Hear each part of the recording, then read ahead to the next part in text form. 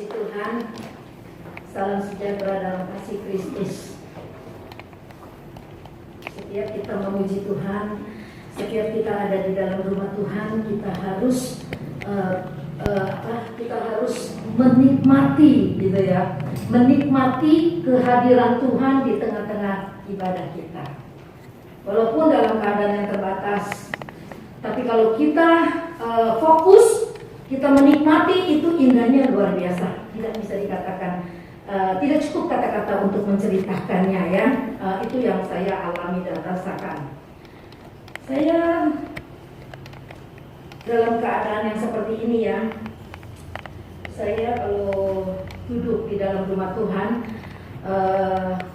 tiba-tiba hati itu bisa terharu gitu ya. Terharunya begitu. Siapa kita ini gitu ya? Orang lain pada ketakutan gitu. Itu selalu datang setiap saya datang di dalam rumah Tuhan, itu pikiran itu akan datang. Banyak di antara teman-teman kita yang biasanya penuh kan ya, belum bisa hadir gitu ya. Ketika saya japri, ada yang bilang, kan doakan, kami masih belum berani. Kan doakan kalau nanti pandemi ini berlalu, kami pasti datang lagi gitu ya. Banyak yang menjawab begitu. Dan kalau kita bisa ada di dalam rumah Tuhan hari ini gitu ya, saya bersyukur banget. Saudara bersyukur? Bohong kalau nggak takut ya. Apalagi sekarang kalau dengar kemarin si Anies bikin konferensi pers itu ya, Jakarta PSBB full seperti yang pertama kali terjadi gitu ya. Biasanya nanti itu akan merembet ya ke daerah-daerah di mana yang dinyatakan zona merah kayak kita Tangerang. Saya mau udah sebetulnya putar video-video bagaimana masker yang sederhana ini aja nih ya, ini banget berguna banget gitu ya. Droplet itu tidak akan masuk ke kita kalau kita pakai masker, dan kita juga tidak akan menularkan orang lain gitu. Maaf, saya harus ngomongin berkali-kali supaya kita jangan anggap enteng. Karena banyak orang yang anggap enteng, sesak napas kalau pakai ini gitu. Ya, makanya kalau yang pelayan pujian, saya suruh pakai masker ini, jangan lepas ya, jangan lepas. Karena suaranya masih oke kok. Tadi Ferry pimpin pujian juga suaranya nggak berubah. Tapi kalau pakai masker kain, itu dia berubah, kayak kita orang sakit gigi gitu ya. Jadi kalau kita pakai ini, suaranya biasa. Untuk kebaikan kita semua, untuk supaya kita masih tetap ada di sini nih, memuliakan Tuhan. Biar bagaimana online itu baik, bagus, dan kita juga mungkin harus membiasakan diri. Karena kita nggak tahu ke depannya bagaimana, apakah akan online terus. Kita juga harus siap untuk itu. Tapi selagi masih ada ibadah, kita datang. Makanya jangan bersentuhan gitu ya. Aman. Tadi baru jam 5 saya datang ke sini, saya mau lihat penyemprotan itu bagaimana. Bukan saya nggak percaya sama Arnold, sama Gaby. Saya mau lihat gitu ya. Tapi ternyata udah selesai. Saya minta besi-besi itu semua disemprot ya. Karena virus itu dia akan tahan lama di besi-besi seperti ini gitu. Jadi kita harus tahu, memang paranoid, tapi demi kebaikan. Walaupun kita paranoid, kita ada di sini, itu satu kemenangan yang luar biasa. Amin. Malam ini firman Tuhan adalah more than a conqueror. Jadi kita lebih dari seorang pemenang. Conquer itu penakluk. Kita lagi menaklukkan virus di era new normal. Kita tidak bersahabat dengan dia, tapi kita berusaha menaklukkan keadaan sekarang ini dengan iman kita kepada Tuhan. Minggu yang lalu saya berbicara tentang perspektif, ya. Ada dua perspektif, yaitu negatif dengan saya aja kalau ngomongnya sesak napas ya. Tapi nggak apa-apa. Yang penting Roh Tuhan hadir dan memberkati kita. Minggu yang lalu saya berbicara tentang Allah itu baik. Jadi hari ini ada hubungannya ya, sambungannya ya. Allah itu baik, saya buka di dalam Mazmur 73 ayat 1, di mana Asaf melihat Allah itu baik, tapi dia melihat kenyataannya, ternyata orang fasik, orang yang tidak menuruti firman Allah lebih sukses, lebih makmur gitu loh ya. Kayaknya lebih berhasil. Nah, jadi Asaf sebagai nabinya Tuhan, dia melihat keadaan seperti ini.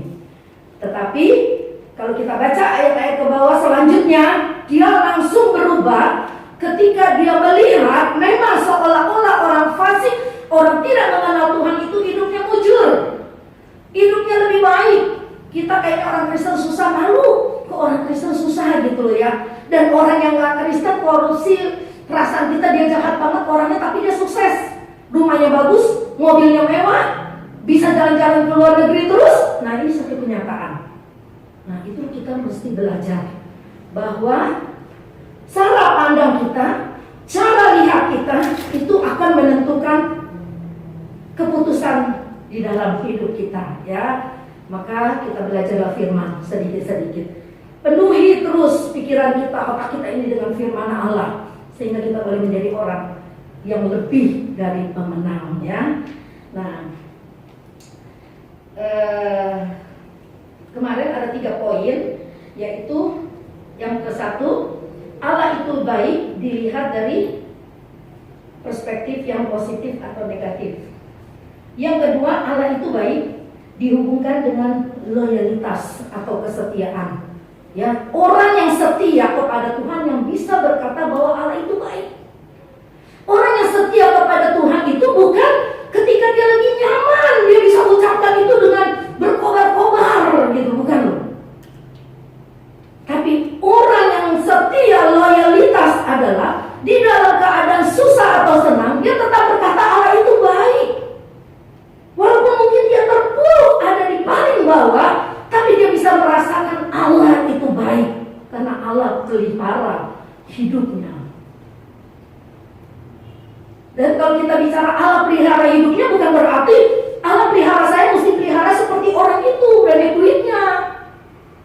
Betapa banyak saya lihat ya jemaat-jemaat Tuhan yang hidupnya pas-pasan. Saya tahu banget karena saya tukang besuk. Jadi saya lihat, aduh, tapi kok dia bersuka cita terus. Ada seorang ibu juga yang nggak jatuh lah, ketimpa portal, kagak apa-apa.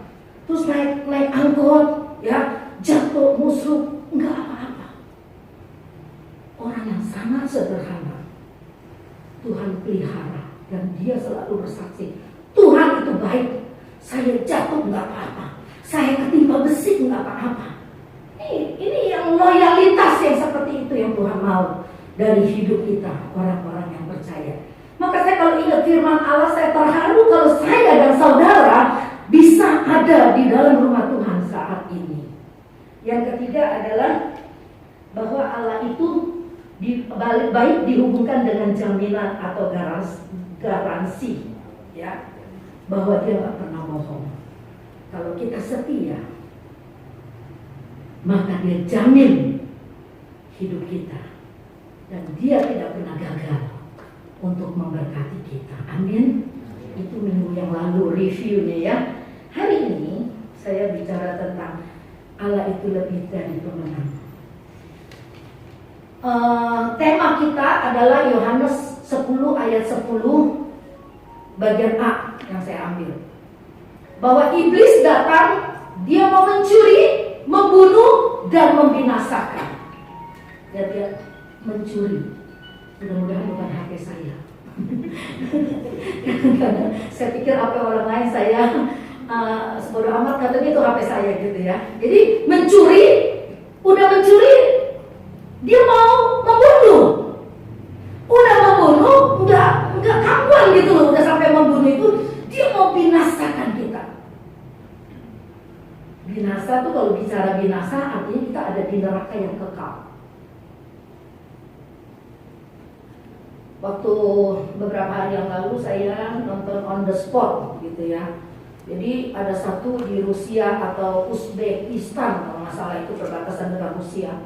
Ada satu lubang yang cukup besar. Itu apinya nggak pernah padam karena katanya di dalam mengandung kayak batu bara gitu ya. Itu udah puluhan tahun apinya tidak pernah padam, sampai itu dikatakan neraka kecil. Neraka kecil. Jadi neraka kecil itu artinya bayangkan tuh ya, segitu aja udah bikin orang merinding gitu ya. Api itu nggak pernah padam, nyala terus. Dulu udah berusaha mau dipadamkan, ditimbun apa itu nggak pernah bisa padam. Nah, neraka yang kekal itu lebih dari itu, apinya akan berkobar-kobar. Saya belum pernah ke neraka, itu jangan sampai gitu ya. Makanya saya mau setia sama Tuhan, jangan sampai saya masuk neraka gitu ya. Apinya tuh kekal. Kita menjerit, sakit, nggak ada yang bisa tolong. Kita bilang haus kayak orang kaya dan Lazarus, aku haus, kasih aku setetes aja. Nggak bisa. Karena antara aku dan kamu ada jurang yang lebar. Nggak bisa tolong. Nggak ada orang tolong. Kita baca Wahyu 12 ayat 2.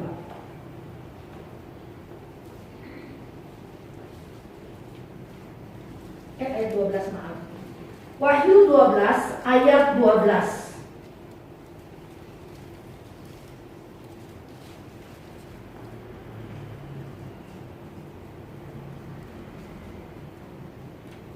Sudah dapat, kita berdiri, kita baca sama-sama. Wahyu 12 ayat 12.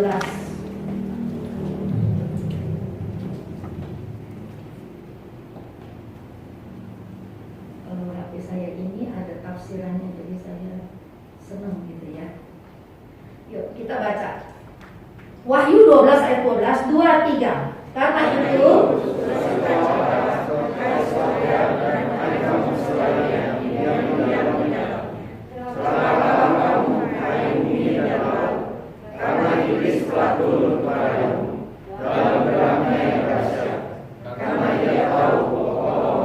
sudah sejak, amin, silakan duduk.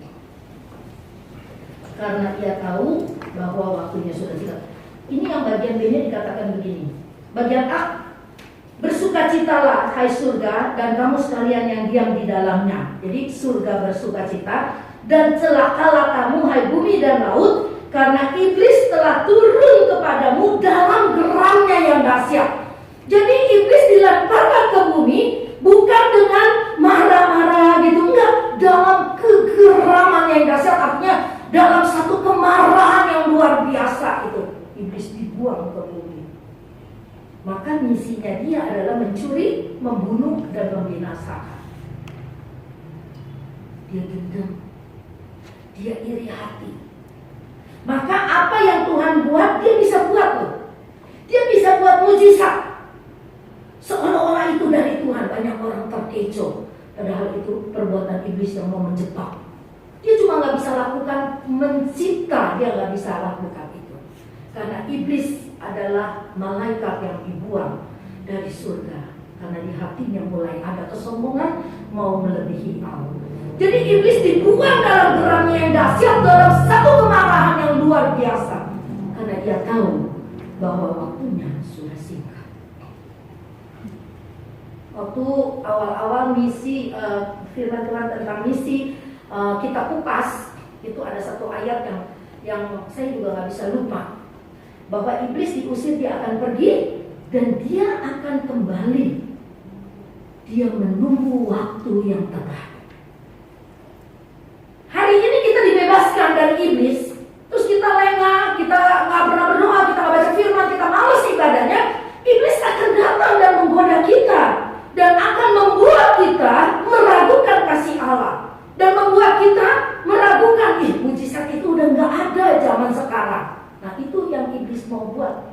Dia mau curi semua keyakinan kita, dia mau curi kedamaian kita, dia mau curi kepercayaan kita kepada Tuhan, supaya mati imanmu. Dia mau bunuh imanmu, dia mau bunuh keyakinanmu, supaya engkau gak punya iman lagi, sehingga engkau melawan firman Allah. Aku senang, aku mau lakukan, itu udah melawan firman Allah. Kalau yang kita lakukan itu tidak sesuai dengan firman Allah, kita udah melawan firman Allah. Nah, iblis dia mau seperti itu, ya. Ketika kita kalau kita baca tentang perumpamaan petani menabur benih, ya, iblis juga menabur. Tapi yang dia tabur adalah lalang. Murid-murid Tuhan bilang, cabut aja lalangnya. supaya benih gandum bisa tumbuh. Kata Tuhan, jangan. Biarkan tumbuh bersama-sama sampai pada waktunya penuaian itu akan dipisahkan. Lalang-lalang, gandum-gandum. Lalang akan diikat, terus dibakar. Nah, ketika kita beribadah, kita membenahi diri kita. Ketika kita belajar firman Allah dan kita dengar, benar-benar kita percaya kepada firman, kita sedang membenahi diri kita. Jangan sampai lalang itu tumbuh di hati kita, sehingga lalang akarnya lebih besar dari gandum. Dia tumbuh cepat. Kalau nggak dipotong atau nggak dicabut, dia akan melampaui semua benih-benih gandum. Rumput packing aja ya, kalau kita tanam di halaman rumah, pasti kalau rumput gajah dia nggak ada akar lalang, alang-alang. Tapi kalau rumput packing dia akan banyak tuh alang-alangnya tumbuh. Dan dia mengalahkan rumput packing kita yang begitu bagus dan indah hijau itu. Alang-alang tumbuh lebih besar. Kenapa Tuhan bilang jangan dicabut, biarkan tumbuh bersama-sama. Nah, akhir zaman kita ini dalam keadaan kondisi seperti itu. Dan kita perlu lihat ya, gereja-gereja berkembang ke arah yang hebat, diawali dengan kemuliaan dan berakhir dengan akhirnya perpecahan, berakhir dengan perselisihan. Terus kalau kita baca begitu, iblis akan bilang begini, makanya ke gereja rajin-rajin juga percuma, ini suara iblis, hati-hati. Kalau kita diperhadapkan seperti itu, kita mesti arahkan pandangan kita seperti Asaf melihat. Awalnya dia melihat orang fasik lebih makmur, tapi cepat dia berubah ketika dia lihat. Dia katakan, orang fasik memang kelihatan mujur dan makmur, tapi kalau taruh mereka di tempat yang licin, artinya kepleset sedikit aja, habislah. Akhirnya Asaf merubah cara berpikir dia, perspektif dia ubah. Dia bilang, Tuhan, Engkau baik. Nah, kita juga seperti itu. Malam ini saya singgung sedikit tentang misinya iblis yang menjadi tema kita sepanjang tahun ini, dan kita melihat bagaimana kondisi saat seperti ini. Maka kalau kita mau menjadi lebih dari pemenang, ada 3 hal yang harus kita perhatikan. Karena 3 hal ini kalau kita tidak pelajari, itu akan mempengaruhi kita dan kita tidak akan pernah menjadi pemenang, ya. Firman Allah katakan lebih dari pemenang. Pemenang aja kita udah bangga ya. Ini lebih daripada pemenang. Kita lihat di sini ada 3 hal, yaitu yang pertama adalah bagaimana. Hal yang pertama adalah yang harus kita perhatikan untuk kita jadi pemenang adalah apa yang kita lihat. Yang kedua, apa yang kita dengar. Yang ketiga, apa yang kita rasakan. Ya, kita mulai dari yang pertama. Tapi sebelum kita mulai ini, saya mau bacakan satu ayat, Lukas pasal yang ke-11 ayat 27 dan 28. Lukas pasal 11 ayat 27 dan 28 berkata begini. Ketika Yesus masih berbicara, berserulah seorang perempuan dari antara orang banyak dan berkata kepadanya, berbahagialah ibu yang telah mengandung engkau dan susu yang telah menyusui engkau. Tetapi apa yang Yesus jawab?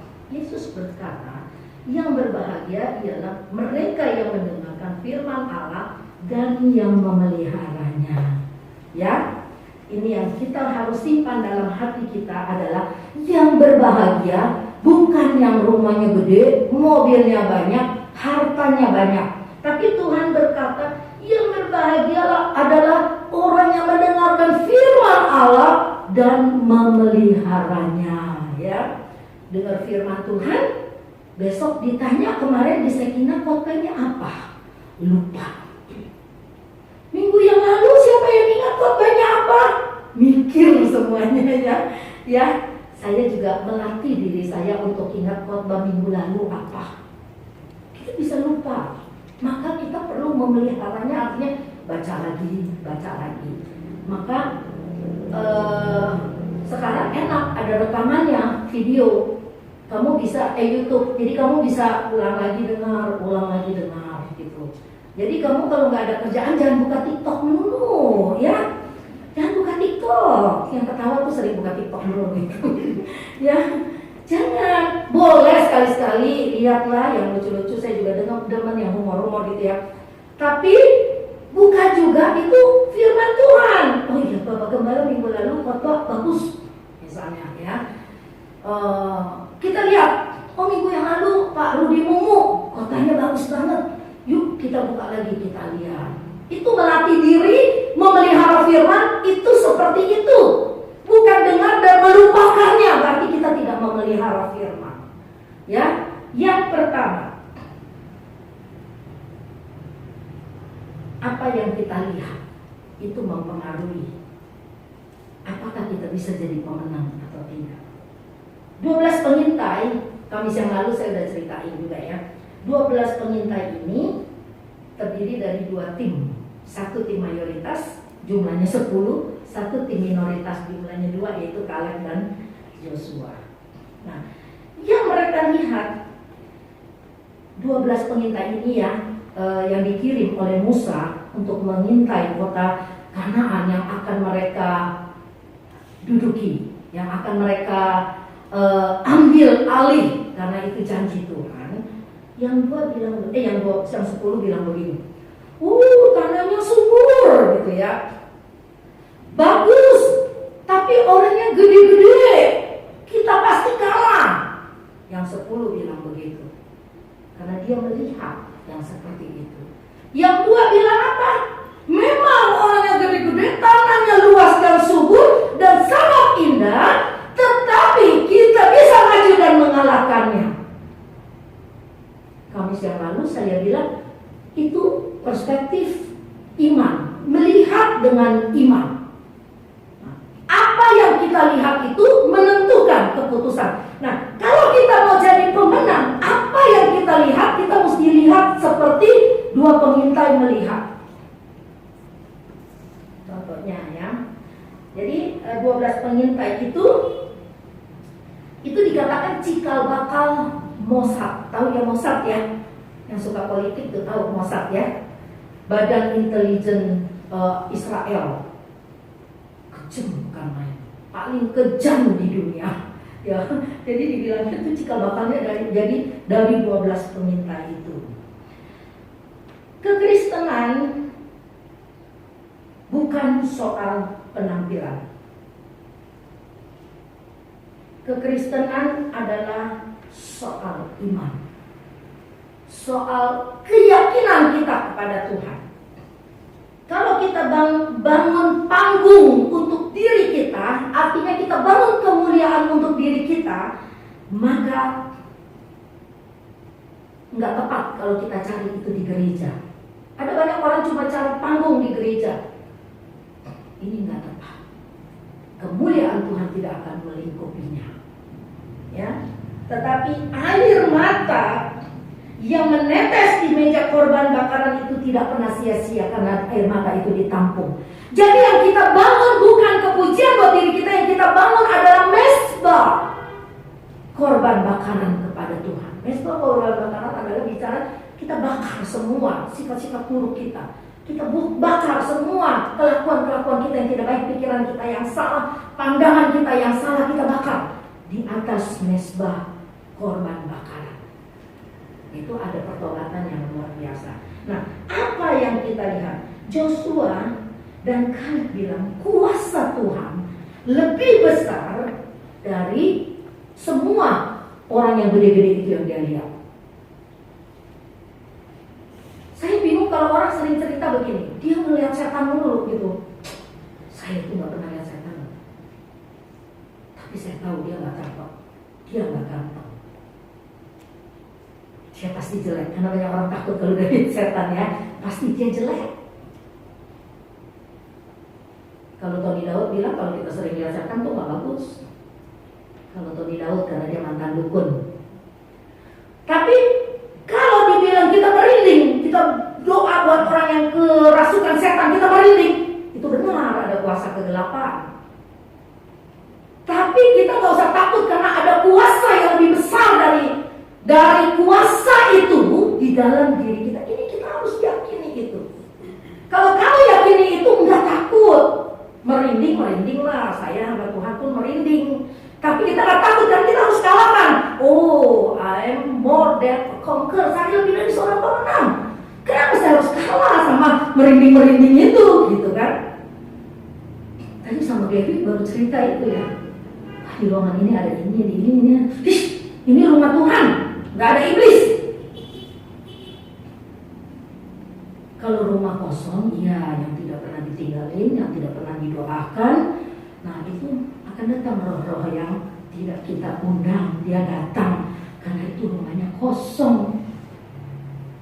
Hati kita kalau kosong juga gitu akan banyak roh yang lain yang datang berdiam, roh iri hati, roh kebencian, roh apalagi tuh, roh kemarahan, roh apalagi tuh di dalam hati kita, roh percabulan kah, roh perselingkuhan, dia akan masuk kalau hati kita ini kosong. Maka penuhi hati kita, pikiran kita dengan firman. Saya asal bangun tidur, nggak selalu gitu ya, tapi kadang-kadang bangun tidur ada satu nyanyian yang Roh Kudus taruh di hati. Bangun tidur tuh bisa ada pujian yang indah banget gitu. Tadi pagi aja begitu bangun, aduh, Bapa kau yang mengasihiku. Langsung saya bilang ini, Tuhan benar, Engkau mengasihiku tanpa batas. Engkau mengasihiku tidak melihat siapa aku. Indah ya. Jadi kita mesti belajar pada waktu kita di atas tempat tidur, kita mau merem, kita mau tidur, setelah berdoa, pikirkan firman. Jadi ketika bangun, yang ada di otak kita adalah firman. Mau tidur, kita mikirkan, aduh tuh orang kurang ajar, besok gua hajar. Nah pagi-pagi bangun udah mau hajar orang ya, karena yang di bawah sadar dia tuh mengajar gitu. Kayak firman Tuhan itu sempurna ya, dia mengajarkan kita kebaikan, tapi kita harus belajar. Kalau kita nggak belajar, kita nggak tahu rahasianya tuh di situ. Rahasianya tuh seperti itu. Jadi yang pertama, ketika kita melihat sesuatu, kita harus katakan dan yakini Allahku lebih besar dari segala yang aku lihat. Itu contoh satu.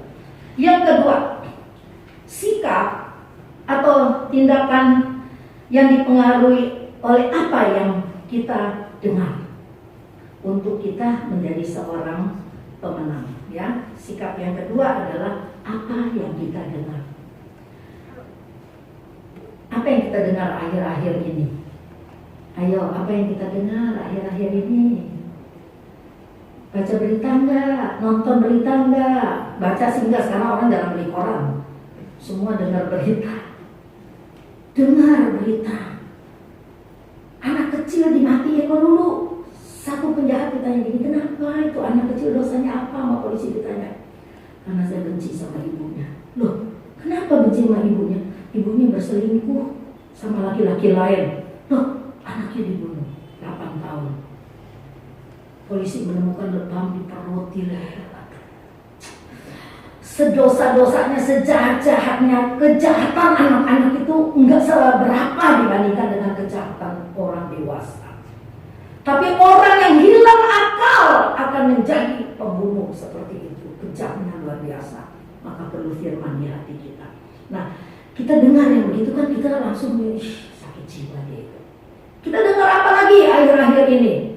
Wah, Oscar lawa berganti kelamin jadi perempuan.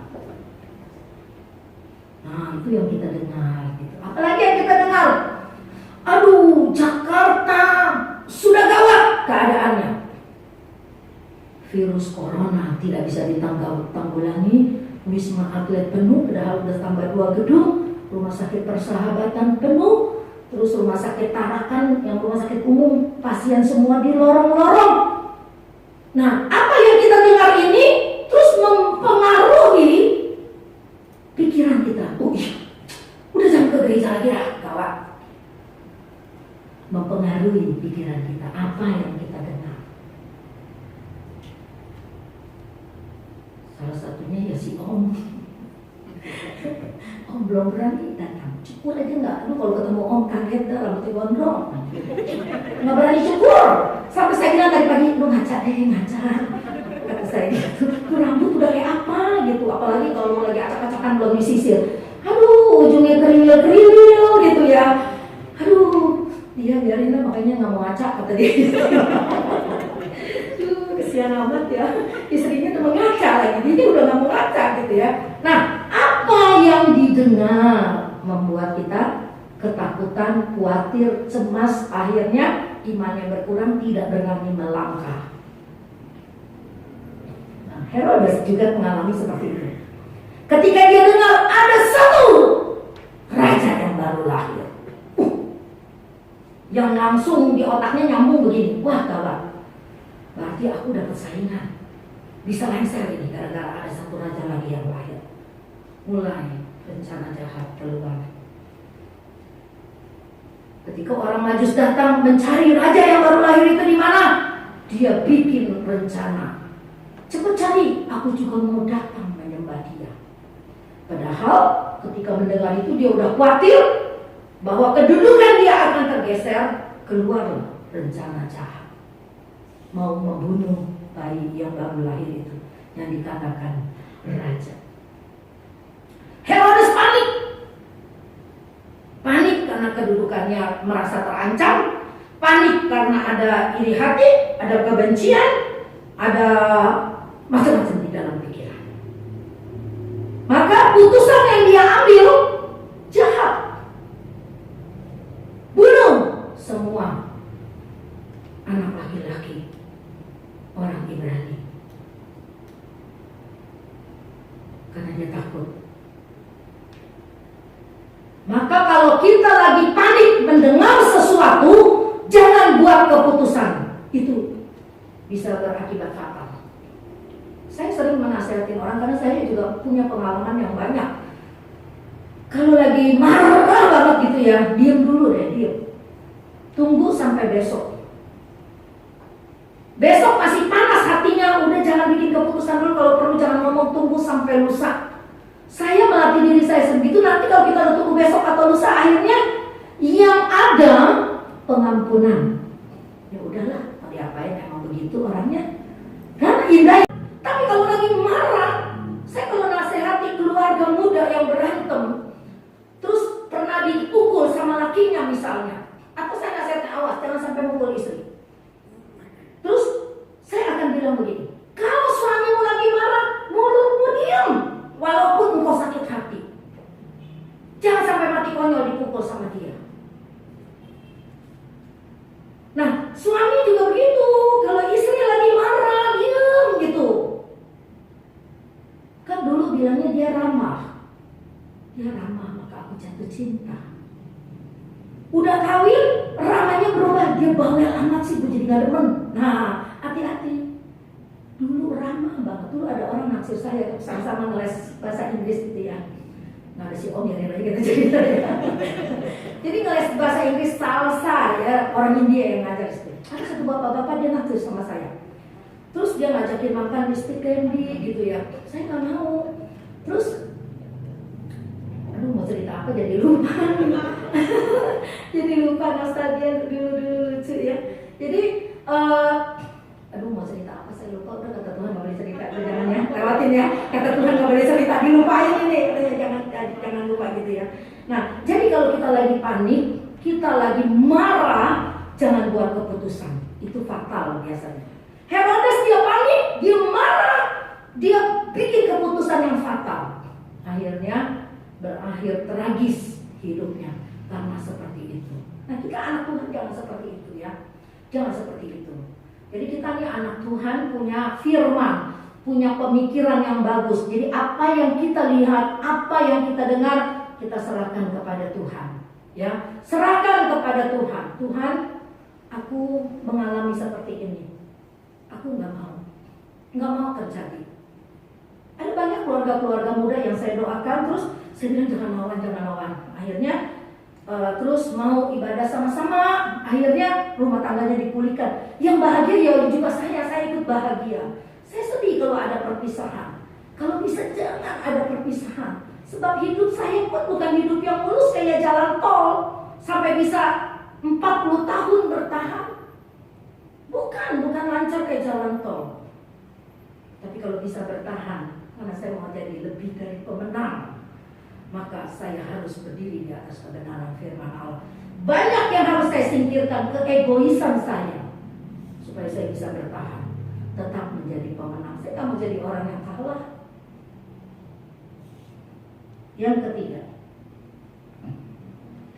satu lagi contoh, 2 Tawarik 2 ayat 20. Dengan cepat kita baca 2 Tawarik 2 ayat 20. Coba Penny tolong bacain kan. 2 Tawarik 2 ayat 20. Ini cerita yang bagus sekali ya. Kalau mau diceritakan di anak-anak sekolah minggu juga sangat bagus banget. 2 Tawarik 2 ayat 20. Ayat 20. Bukan. Kok Salomo? Raja Yosafat. 2 Tawarik bukan 2 Tawarik 20. 2 Tawarik 20 salah. Ayat 2 terbalik itu. 2 Tawarik 2 ayat 2 Tentang Yosafat. 2 Tawarik 20 ayat 2. Datanglah orang memberitahu Yosafat, suatu laskar yang besar datang dari seberang laut Asin, dari Edom menyerang tuanku. Sekarang mereka di Hazezon Tamar, yakni En-Gedi. En-Gedi. Nih, Yosafat menjadi takut. Datanglah yang kedua, coba Edward. Yang kedua, ya silakan, terima kasih Penny. Datanglah orang memberitahukan Yosafat, suatu laskar yang besar datang dari seberang laut Asin, dari Edom menyerang tuanku. Sekarang mereka di Hazezon Tamar, yakni En-Gedi. Ya, kalau kita ke Israel ada namanya En-Gedi, itu banyak zaitun, ya, minyak zaitun di sana. Nah, Yosafat mendengar ada ancaman, laskar yang besar datang mau menyerang. Orang beri laporan begitu. Kalau tadi Herodes panik kan, langsung bikin keputusan yang fatal. Ayat yang ketiga, Yosafat menjadi takut. Manusiawi ya, manusiawi Yosafat menjadi takut. Maka tadi saya bilang, kita merinding, manusiawi. Kita memang kuasa iblis itu ada ya. Iblis itu levelnya di atas kita loh, karena dia kan malaikat. Tapi di atas kita ada kuasa yang lebih besar, yaitu Yesus Kristus. Ketika Yosafat menjadi takut, dia bukannya panik. Dia mengambil keputusan untuk mencari Tuhan. Ia menyerukan kepada seluruh Yehuda supaya berpuasa. Ini tindakan yang benar. Ketika engkau dengar, wah, mau hoax, mau betul, mau fakta atau bukan fakta, datang kepada Tuhan. Saya kalau dengar ada yang laporan, Tante Nila, si itu ngomongin Tante Nila begini. Wah, kadang-kadang hati kurang ajar. Tapi sebentar Tuhan langsung bilang gini, Tuhan, saya punya pembela, Tuhan yang bela. Diam aja mulut saya nggak lawan tuh orang. Kalau dulu mah pasti saya samperin, lu ngomongin gue begini ya? Apa maksud lu? Hah? Nah dulu kan udah ada nyanyian aku berubah, sungguh ku berubah. Itu aku mengalami dulu. Gue tanya, apa maksud lu? Aku juga punya gaya begitu dulu ya. Sekarang di sini nggak ada kali ya. Nggak ada yang ngaku nih, awas nih ya. Kalau kita udah berubah, kita mesti seperti Yosafat. Dengar berita hoax, tidak benar, kita marah, kita takut, atau ada ancaman, kita cari Tuhan. Ajak keluarga kita berpuasa. Ini kalau saudara baca semuanya ya, sampai ke kambing embek semua puasa loh, nggak dikasih makan. Satu kota itu berpuasa. Dan apa yang terjadi, Tuhan tolong luar biasa. Mereka berperang nggak? Coba ceritanya, Yosef. nggak mereka? Tuhan tolong mereka bagaimana? Banyak bunuh orang, Samuel?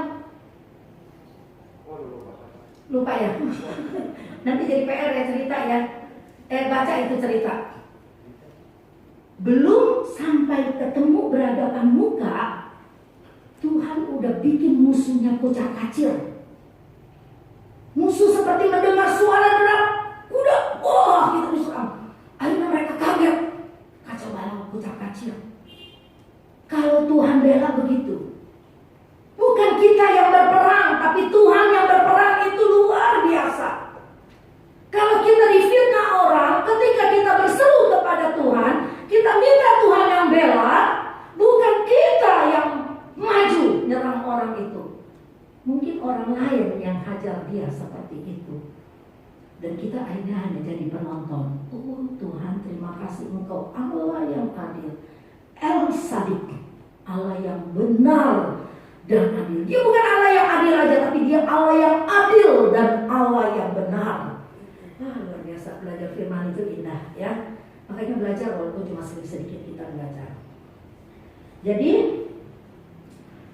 ingat, kalau ada masalah, ada berita yang menakutkan, ada ancaman, ada intimidasi, berseru kepada Tuhan seperti Yosafat, berdoa, berpuasa.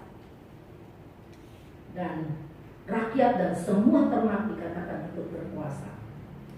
Di mana ada kebijaksanaan, pasti ada kebersatuan. Artinya kompak gitu ya. Kalau kita udah kompak nih, ada mujizat. Maka selalu saya mengajarkan, mari kita bersatu hati. Kita ini berbeda. Ada yang ngomongnya kasar mungkin, tapi bukan artinya kasar. Gaya bahasanya. Ada orang yang lembut, mungkin hatinya juga nggak lembut, tapi mereka ada di antara kita. Kita terima mereka menjadi satu keluarga. 3 anak, 3 sifat. Siapa yang punya anak banyak di sini? Siapa? Paling banyak 2 ya kayaknya ya. Oh, hah? Oh Yatiku sedikit nih, 5 ya Yati ya. Wah hebat. 5 ya. 2 anak aja saya 2 sifat yang berbeda. Saya sering tanya orang yang punya 3 anak, 3 nggak ada yang sama. Yang ini begini. Kembar aja nih. Tadi waktu saya besuk seorang omah, saya besuk sendirian. Sebab saya izin dulu. Boleh nggak saya datang, dia ulang tahun ke-96. Boleh, Tante Nila sendiri aja katanya, kata anaknya. Aku datang sendiri, aku berdoa. Anak kembar aja beda. Yang satu sayang banget sama mamanya, anak kembarnya udah meninggal. Yang satu liar. Sampai saya ketawa ya. Anak kembar loh, saya kira sama loh sifatnya ya. Yang satu baik pasti yang satu baik dong ya Tante ya. Yang satu liar beda. 2 anak beda. Itu anak kandung kita yang lahir dari rahim kita aja berbeda. Apalagi kita yang ada di sini di keluarga Sekinah, amin. Berbeda keadaan kita, latar belakang kita, budaya kita. Tapi karena ada kasih Kristus di tengah-tengah kita, kita bisa menerima teman kita yang itu, teman kita yang ini, kita bisa berterima. Ketika kita bisa terima semua menjadi satu keluarga yang kompak, percayalah setiap ibadah ada mujizat. Amin. Setiap ibadah ada mujizat. Makanya satukan hati kita ketika kita datang di sini nih. Kamis kita datang ibadah Sekinah. Aku ingin memuliakan Tuhan. Ketika aku datang Minggu, aku mau memuliakan Tuhan. Minggu kan keluarganya lebih besar lagi. Sekinah skopnya kecil. Tapi kalau kita kompak, mujizat itu selalu ada. Amin. Mau seperti itu? Jaga hati ya. Jaga perilaku kita. Jaga cara berpikir kita. Memang gak enak kadang-kadang kalau udah tersinggung. Tapi kan kalau kita mau lebih dari seorang pemenang, apa yang kita lihat, apa yang kita dengar, yang ketiga apa yang kita rasa, kita bawa kepada Tuhan. Yang ketiga adalah apa yang kita rasa. Pengalaman saja tidak cukup ya. Jadi apa kata orang? Ibadah di sana tuh enak loh. Di Semarang itu pujian dan penyembahannya luar biasa. Tapi kata orang, kita harus punya pengalaman sendiri. Apa yang kita rasakan akibat hubungan kita yang begitu dekat dengan Tuhan. kita harus rasakan sendiri, bukan kata orang. Bisa aja orang pergi ke Semarang, dia bilang di sana pujian dan penyembahannya luar biasa. Gerejanya siapa tuh? Izin Sucipto kalau nggak salah. Teman saya itu sampai ke sana ngejar pujian dan penyembahan. Jadi yang dia kejar apa? Suasana. Yang kita kejar apa? Rasa. Kita mengalami sendiri, mengalami Tuhan hidup, mengalami Roh Kudus mengurapi kita. Kita harus mengalami itu. Bukan kata orang dan bukan cari di sana, di sini, di situ. Bukan. Ketika kita beribadah seperti ini, rasakan ada kuasa. Amin.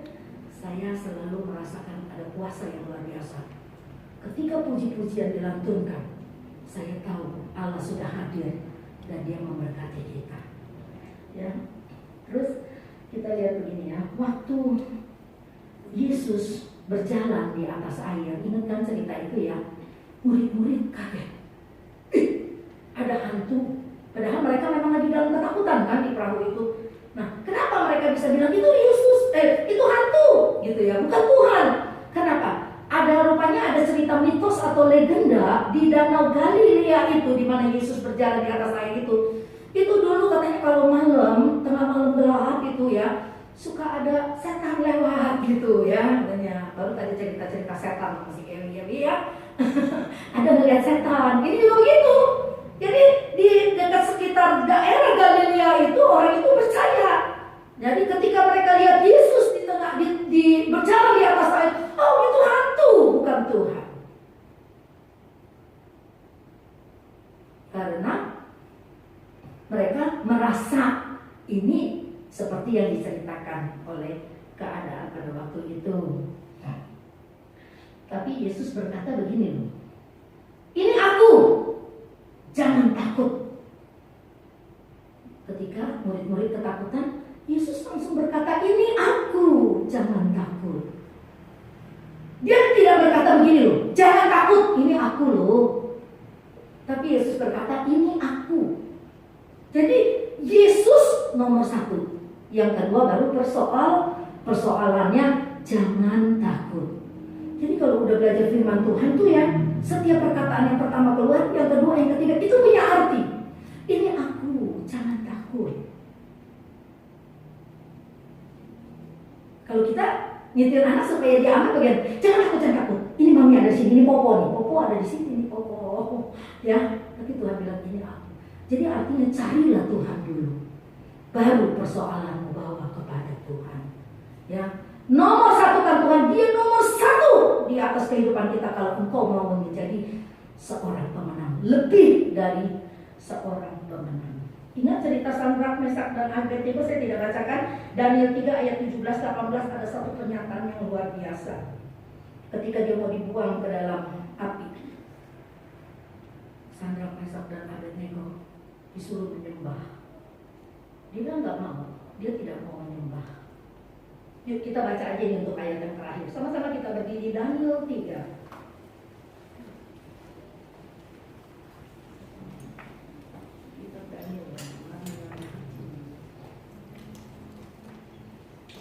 Daniel 3 udah ada di screen.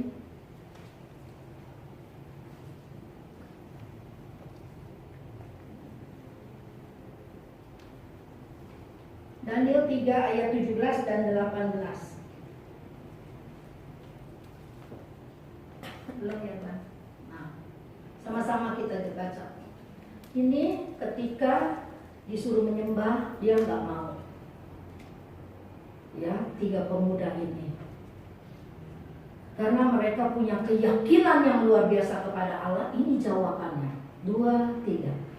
Jika Allah kami yang kami puja sanggup melepaskan kami, maka Ia akan melepaskan kami dari perapian yang menyala-nyala itu dan dari dalam tangan-Mu ya Raja.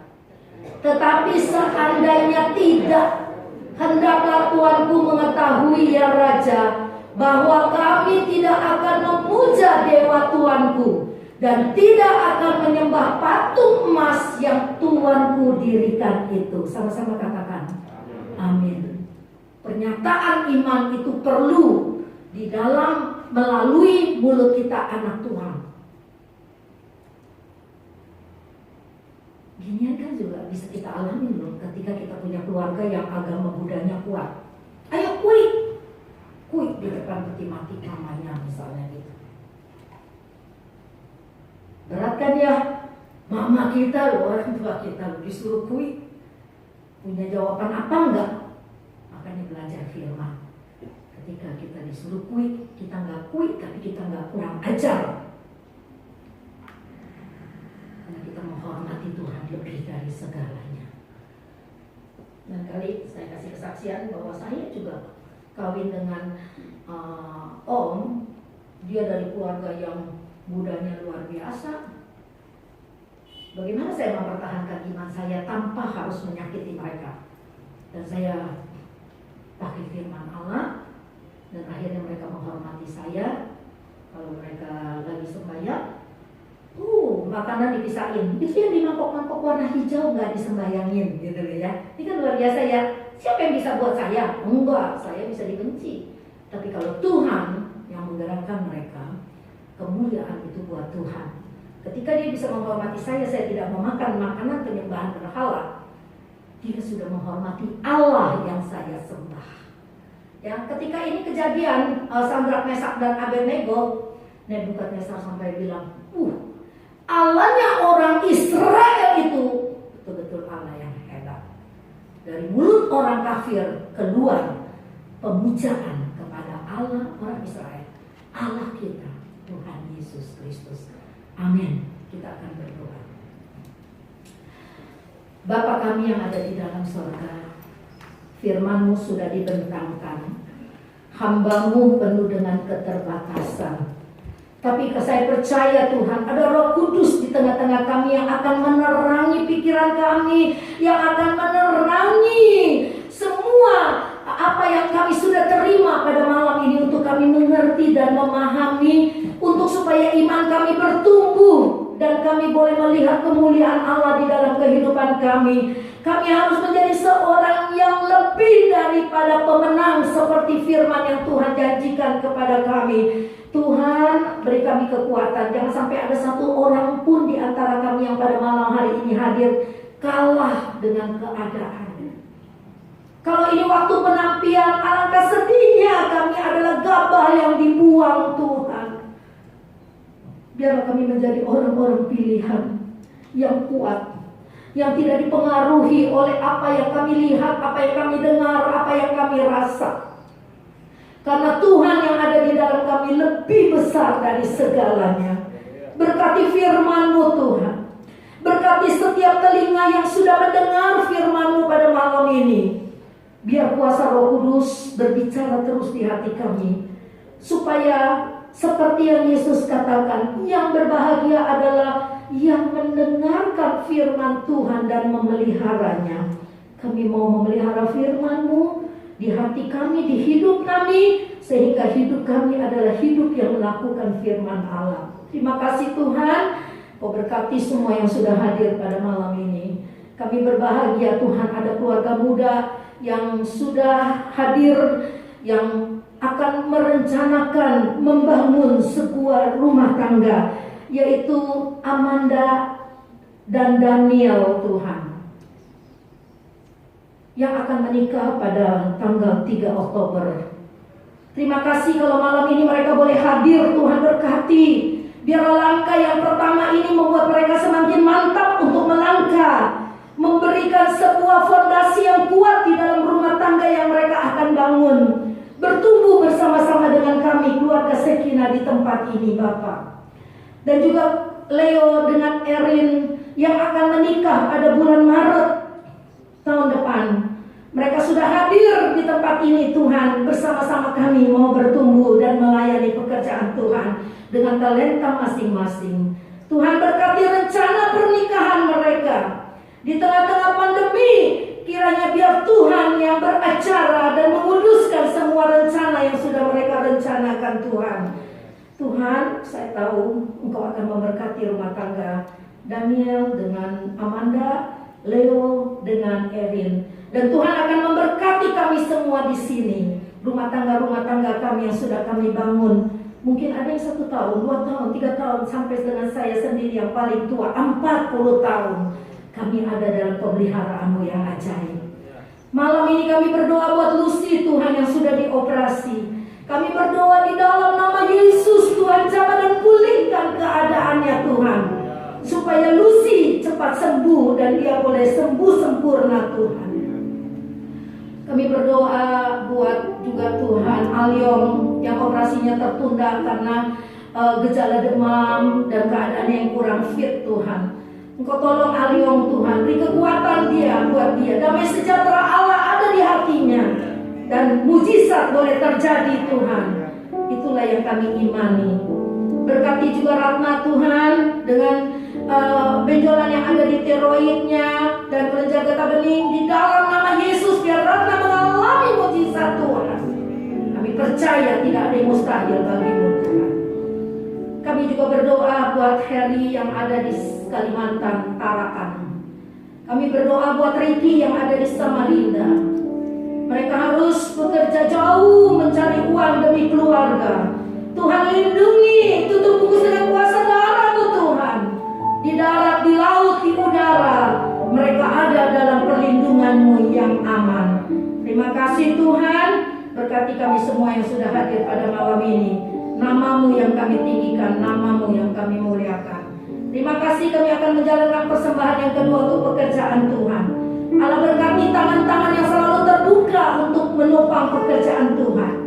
Kau berkati hati yang tulus untuk memberi. Tidak akan pernah sia-sia kalau kami melayani pekerjaan Tuhan. Di dalam nama Yesus kami berdoa dan kami terima firman-Mu dengan hati yang percaya. Haleluya. Amin. Puji Tuhan.